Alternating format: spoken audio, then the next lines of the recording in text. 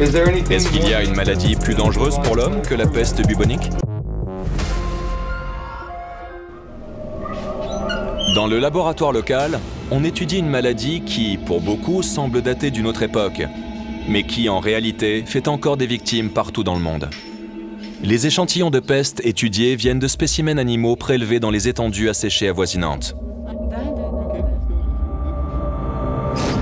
Dr Gulsara Tolenbay est chercheuse en bactériologie. Il faut se préparer minutieusement, je trouve, non? Pourquoi faut-il être aussi prudent? Tout le corps doit être couvert. On porte une combinaison parce que des échantillons pourraient contenir le bacille de la peste. Pour moi, la peste bubonique était une ancienne malédiction des dieux qui a éradiqué quasiment tous les Européens. Je ne savais pas qu'elle existait encore. Si, au Kazakhstan, la peste existe encore. Le réservoir naturel de la maladie et ses porteurs vivent dans notre pays. Voilà pourquoi. Ce sont les grandes gerbilles. Et bien sûr, la maladie est transmise par des parasites, comme les puces. La peste bubonique tue dans cette région? Oui, on a eu des cas mortels.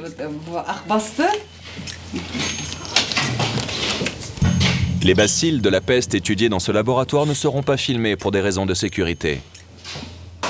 Dispersés par aérosol, certains craignent que les bactéries de la peste ne soient utilisées dans le cadre d'une attaque bioterroriste.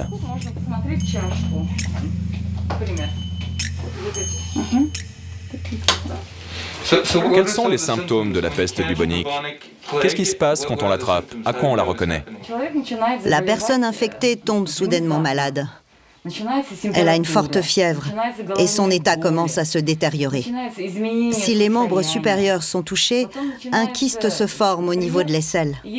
Si les membres inférieurs sont touchés, le kyste se forme au niveau de l'aine. Ça fait une boule. Une fois le diagnostic établi grâce à l'analyse du fluide présent à l'intérieur du kyste du patient, on entame le traitement. Sur une échelle de 1 à 10, 10 étant le plus dangereux, combien vous donneriez à la peste bubonique? Cette peste est considérée comme particulièrement dangereuse. Elle fait partie des maladies infectieuses de catégorie A et par conséquent, je lui donnerais 10 sur cette échelle. 10, le maximum. C'est ça.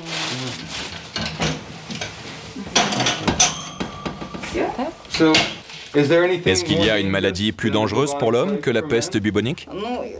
D'autres maladies infectieuses appartiennent à cette même catégorie A.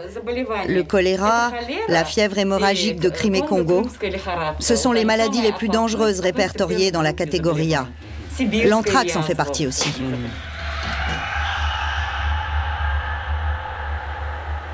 La situation est tragique dans la région sur un plan médical.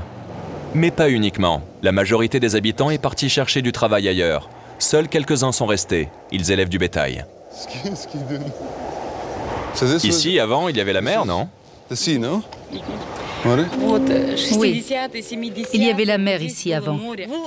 À présent, la végétation a poussé et les rongeurs se sont installés, comme la grande gerbille.